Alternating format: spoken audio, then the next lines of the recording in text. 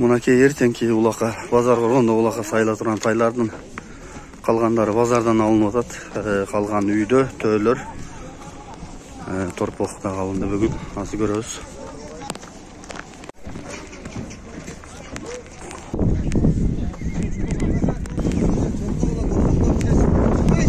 Оны эки торпок немеге улакка. Бири үзүлсө, бири запаска. Алтын ака.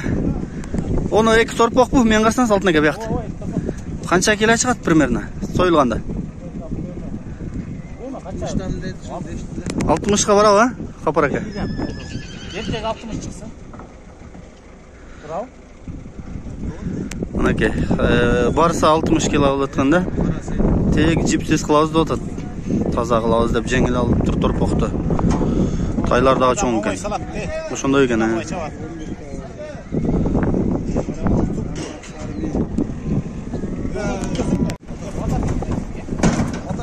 Атат экен. Дамир ноктон шыбы.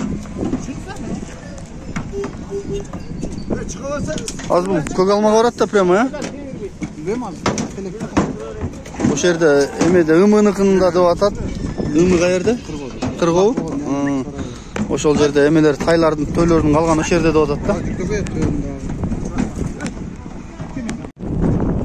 да. Жана жолдон жүктөнө турган эки тай менен бир төө батабыз мынын үстүнө. Төө батпаса ham тайлар батат.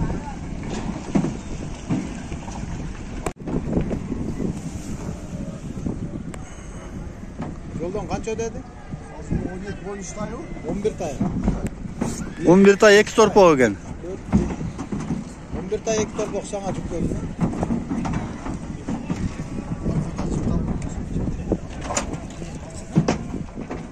О, жүктөп турат, мына жүктөп мени байлап.